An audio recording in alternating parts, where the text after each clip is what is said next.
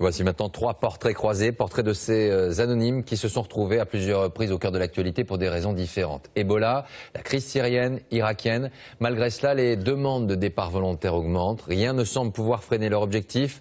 En devenant travailleurs humanitaires, ils ont fait le choix d'une vie pas ordinaire. Diane Benzina, Pierre Beretta. Secourir, aider, avoir la foi. Jamais la mission des travailleurs humanitaires n'aura été aussi difficile à accomplir. Et pourtant, dans moins d'une semaine, Simon Doreille, 30 ans, part à l'aventure. Aujourd'hui, il vient récupérer son billet d'avion direction l'Afghanistan, où il va passer 4 mois. Avec Action contre la faim, il va coordonner un projet d'hygiène et d'assainissement des eaux. Dernier briefing pour lui présenter la zone et les règles de sécurité. Il y a des zones où tu ne pourras pas aller.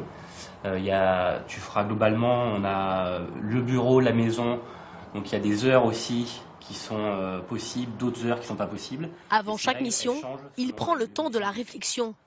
Il a déjà passé 1 an au Pakistan, mais refuse certaines destinations, comme la Syrie. Les risques, on les a tous à l'esprit. On imagine le kidnapping, les attentats.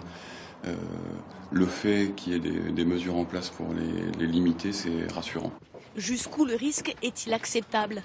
Quelles sont les limites? C'est la question à laquelle chaque travailleur humanitaire doit répondre.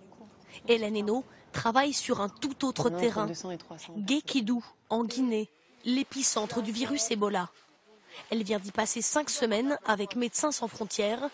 Son secret, avoir su faire de la peur une protection. Il y a toujours une peur dans le coin de la tête, mais cette peur, moi personnellement, je l'ai utilisée pour rester toujours très très vigilante, toujours en état d'alerte et de suivre à la lettre les procédures et les protocoles qui sont déjà mis en place. Et puis elle a surtout chevillé au corps la vocation d'aider les autres. On a des familles qui sont complètement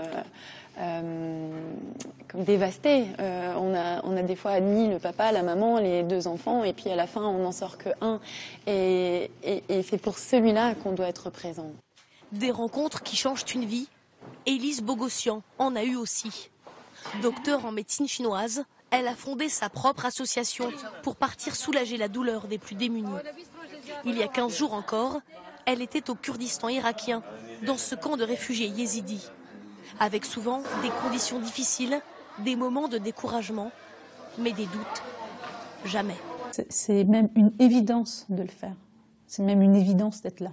C'est aussi une forme de rage, de voir que ça existe encore, ça, qu'on puisse encore faire ça en 2014. Et par rage ou par colère, ou par, on se dit j'ai envie d'être du côté des victimes et de les aider. Si les récents assassinats d'humanitaires ne l'ont pas dissuadée de partir, plus que jamais cette mère de 3 enfants s'assure de rester en zone sûre.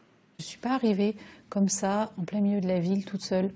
Et du coup, j'étais vraiment rassurée. Et à partir de ce moment-là, j'ai chassé cette idée-là de ma tête.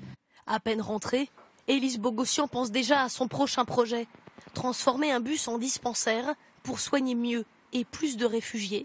Bref, repartir. Voilà pour ces portraits croisés.